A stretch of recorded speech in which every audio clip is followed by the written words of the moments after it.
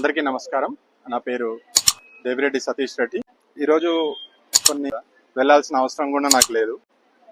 Social media వాళ్ళు రాసింది ఎవరో ఇచ్చిన ఇన్ఫర్మేషన్ లేకపోతే నాకు పడని వ్యక్తుల ఇన్ఫర్మేషన్ తీసుకోను ఎట్లా చేసిండ్రో తెలియదు. సోషల్ మీడియా నేను ఏదో 40 కోట్ల అప్పు ఉన్నట్లు దాన్ని తీసుకొని పరారైనట్లుగా కనీసం నా ఎక్స్ప్లెనేషన్ తీసుకొని న్యూస్ని పోస్ట్ చేసుకుంటే దానికి అర్థం ఉండేదేమో.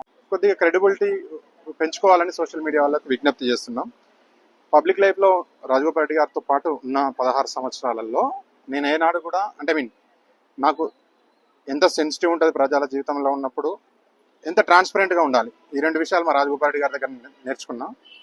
ఆయనకు ఇబ్బంది అయ్యే పని కానీ నా కుటుంబానికి ఇబ్బంది అయ్యే పని కానీ నేను ఎప్పుడు చేయలేదు. కొన్ని సోషల్ మీడియా ఛానళ్ళ బాధ్యతారాహిత్యం కన్నా ఒక మనిషిని బతుకున్నప్పుడే చంపడం ఎట్లాగో ఈ న్యూస్ నాకు అనిపిస్తుంది.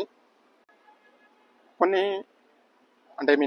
పార్టీలుగా విడిపోయిన సోషల్ మీడియా ఛానళ్ళు ఎవరో ఇచ్చిన ఇన్ఫర్మేషనో లేకపోతే ఒక వ్యక్తి మీద చెడు కల్పించాలనే మనస్తత్వంతో ఇచ్చిన వాటిని వాడు ఒక పార్టీ వాడికి సంబంధించిన నాయకునికి సంబంధించిన వ్యక్తి అయినంత మాత్రాన మిగతా వాళ్ళని క్యారీ చేయడం అనేది ఇందులో దరిద్రం. రేపు నాకు జరగవచ్చు, బీయింగ్ కాంగ్రెస్ పార్టీ ఎమ్మెల్యే మనిషిగా, రేపు టీఆర్ఎస్ మనిషి కూడా కావచ్చు. కానీ కొద్ది క్రెడిబిలిటీ పెంచుకొని వ్యక్తిత్వం తెలుసుకొని రాస్తుంటే బాగుండేది.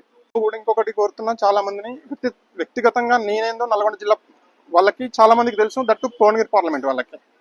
దీనికి రాజకీయ రంగు పులమకుండా ఒక వ్యక్తికి ఒక కుటుంబానికి క్యారెక్టర్ అసాసినేట్ చేస్తే ఎంత బాధ ఉంటుందో తెలుసుకోవాలని కోరుతున్నా. అండ్ దట్టు నాపై వ్యక్తిగతంగా రాజగోపాల్ రెడ్డి గారి పైన కానీ కుటుంబ పరంగా కానీ బేస్లెస్ ఆరోపణల్ని ఇనీషియల్ గా స్ప్రెడ్ చేసిన 3 ఛానళ్ళు, తెలుగు స్క్రైబ్ అని, ఆవాజ్ తెలంగాణ అని, అండ్ నల్ల తాచు అని.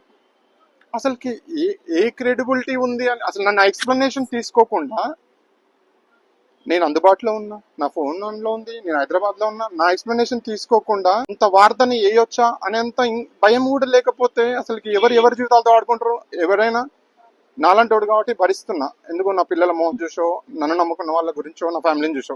కానీ మామూలు అయితే చచ్చిపోతాడు. అట్లాంటి పరిస్థితి ఉంది. దయచేసి అసలు 40 కోట్లు అంటుండ్రు.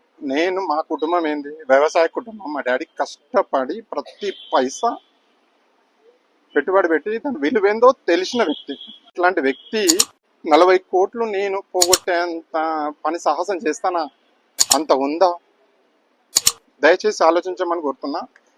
ఏదైనా వార్త రాసేటప్పుడు వివరణ తీసుకొని ఉండుంటే చాలా బాగుండేది. మా పేరెంట్స్ కానీ ఎంత ఇబ్బంది పడుతున్నారు అంటే, మనం ఏం పాపం చేసినాం, ఏం చేయకుండా ఇంత ఎందుకు జరుగుతుంది అనే ఒక మనోవేదన ఉంది. దయచేసి ఎవరి కుటుంబ ఎమోషన్స్తో కానీ వారి శ్రేయోభిలాషుల ఎమోషన్స్తో కానీ, అండ్ పర్టికులర్గా రాజగోపాల్ రెడ్డి గారు సొంత మనుషులు తప్పు చేస్తే కూడా క్షమించడు. నేను చుట్టాన్ని తప్పు చేసిందంటే కూడా నిర్దాక్షిణ్యంగా బయటకు పంపిస్తాడు. అది నాకు తెలుసు, 16 సంవత్సరాలు చేసిన. అలాంటి వ్యక్తి దగ్గర తప్పు చేస్తే ఏం జరుగుతుందో నాకు తెలుసు. అంత తప్పే చేసే అవకాశమే ఉంటే రాజగోపాల్ రెడ్డి గారు 16 సంవత్సరాలు నన్ను భరించాడు. అదొకటి ఫస్ట్ పాయింట్ గుర్తుపెట్టుకోవాలి. దయచేసి నా ఎమోషన్స్తో కానీ రాజకీయ భవిష్యత్తుతో కానీ ఆటలాడుకునే వాళ్ళకి పద్ధతి కాదు. వీరందరి మీద చట్టపరంగా ఎవరైతే ఇనీషియల్గా దాన్ని బేస్లెస్ ఆరోపణలతో నాకు చేశారో వారందరూ చట్టపరంగా నేను డీసీపీ ఎల్బీ నగర్ గారిని, ఎస్హెచ్ఓ ఎల్బీ నగర్ గారిని కలిశాను. వారికి విషయం చెప్పాను. ఎవరు ఇది చేసిండ్రో దీన్ని కనుక్కుంటానని చెప్పి డీసీపీ గారు మాట ఇచ్చారు. నేను తొందరగా న్యాయం జరుగుతుందని చూస్తున్నా.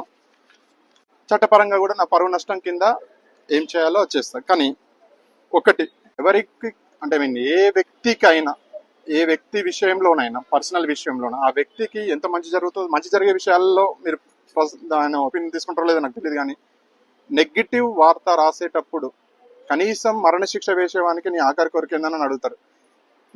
ఇంత క్యారెక్టర్ అసాసినేట్ చేసే విషయంలో నా ఒపీనియన్ తీసుకొని ఉండింటే నేను ప్రతి ఒక్కరికి ఆన్సర్ చెప్పాను. 40 కోట్లని రాశారు, 4 కేసులు కాదు, ఒక్క కేసు కూడా లేదు నా మీద. 40 కోట్లు ఇచ్చిన వాళ్ళు 4 కేసులు పెట్టరా? కనీసం ఇది నాకు ఇప్పుడు తీవ్ర మనోవేదన ఉంది. కానీ ప్రజలు విషయాన్ని లేటుగా అయినా నిజాన్ని తెలుసుకుంటారని భావిస్తున్నాను. రెండవది, నా కాన్స్టిట్యున్సీ ప్రజలకు కూడా నేను ఈ రోజు వరకు సింగిల్ కరప్షన్ ఎలిగేషన్ ఉన్నా నేను అక్కడ ఉండేవాడిని కాదు, రాజగోపాల్ రెడ్డి గారు నన్ను ఉంచుకునేవాడు కాదు, లేవు. నేను ఛాలెంజ్ చేసి చెప్తున్నా, ఎవరి దగ్గర ఒక్క రూపాయి ఈ రోజు వరకు నేను అది చేయలేదు. అలాంటి వ్యక్తి గింత పనులు చేస్తాడంటే ఎవరైనా నమ్ముతారా? ఆలోచించండి దయచేసి. ఇది దీనికి ఎంత చెప్పినా అంతు లేదు. దయచేసి ప్రజానికాన్ని కోరేది ఒకటే, రాంగ్ న్యూస్ తో జనాల జీవితాలతో ఆటలాడకండి. ఇంకొకటి, పొలిటికల్ వాళ్ళు ఒకటే చేస్తుండ్రు, కాంగ్రెస్ తోటి బ్లైండ్ గా టీఆర్ఎస్ గ్రూప్ లో పెడతారు. తర్వాత రియలైజ్ అయినా మీకు ఏమొస్తుంది? అప్పటికే జరగాల్సిన నష్టం జరిగిపోతుంది. చూసినోడు చెడు తొందరగా స్ప్రెడ్ చేస్తారు. నేను ఎన్ని చెప్పినా నాదంతా స్ప్రెడ్ అవుతుందని గ్యారంటీ ఏంటి? నేను ప్రతి ఒక్కరికి ఆన్సర్ చెప్పుకోలేను కదా. దయచేసి నా వ్యక్తిగత జీవితంతో ఆడుకునడం కంటే రాజగోపాల్ రెడ్డి గారి జీవితం వేల మందికి సంబంధించిన ఇష్యూ. దయచేసి అలాంటి దేవుడి లాంటి వ్యక్తి మీద బురద జల్లేటప్పుడు కొంచెం విజ్ఞత ప్రదర్శించమని కోరుతున్నా. Thank you very much.